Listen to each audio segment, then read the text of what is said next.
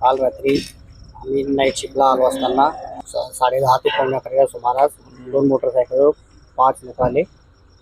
त्यांनी 5 लोक आले आणि त्यांनी उठून सण आमच्या कानपट्टीवर बंदूक ठेवली आणि म्हणाले पैसे, म्हणजे हिंदीमधून बोलत होते ते, पैसे द्या नाहीतर तुम्हाला मारू. आणि आम्हाला मारलं ते ना, कानपट्टीत मारले आमच्या.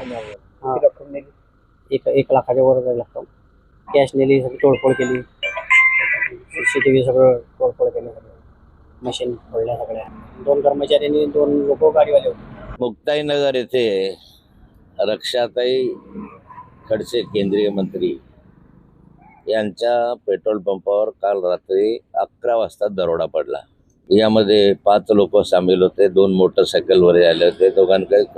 तिघांकडे कट्टे होते, बंदुका होत्या आणि या माध्यमातून त्यांनी धाक दाखवला आणि इथले CCTV कॅमेरे फोडले. त्याच्यामधलं जे सर्व साहित्य ते घेऊन गेले. नंतर जवळपास 1 लाखाचे वर रकमेची तर लूट केली. एक दहशतीचं वातावरण पसरवण्याचा त्यांनी या ठिकाणी प्रयत्न केला. निव्वळ इथेच केला असं नाही, त्या अधिकारी म्हणून पेट्रोल पंप आहे तिथं ते गेले. तिथेही त्यांनी असं लूटमार करण्याचा प्रयत्न केला. नंतर वरणगावला गेलेत. वरणगावला त्याने फायरिंग केलं या ठिकाणी. अशा स्वरूपाची घटना एकंदरीत घडली. माझं सरकारला एवढं म्हणणं आहे की केंद्रीय गृहमंत्र्यांची प्रॉपर्टी या ठिकाणी सुरक्षित नाही आहे, तर सर्वसामान्य माणसाचं काय.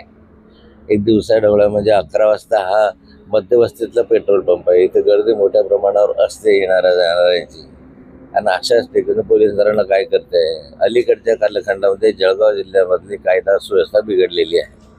2 वर्ष झाले इतक्या मोठ्या प्रमाणावर गुटख्याचे धंदे, गांजा, अफू, चरस हे याच्या संदर्भामध्ये कुठे 40गावला पकडतात, कुठे मुक्ताईनगरला पकडतात.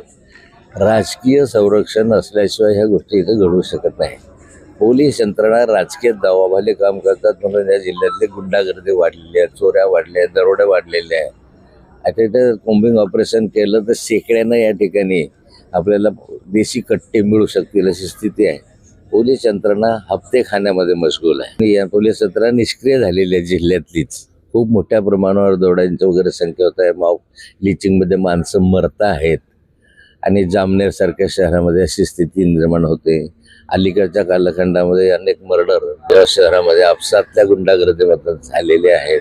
स्थिती जळगाव जिल्ह्यातली आहे. मला वाटतं मागच्या कालखंडामध्ये एक घटना रक्षाताईंच्या मुलीच्या संदर्भामध्ये घेतली. तेही गुन्हेगार अद्याप फरार आहे, ते छातीवर फिरत आहे.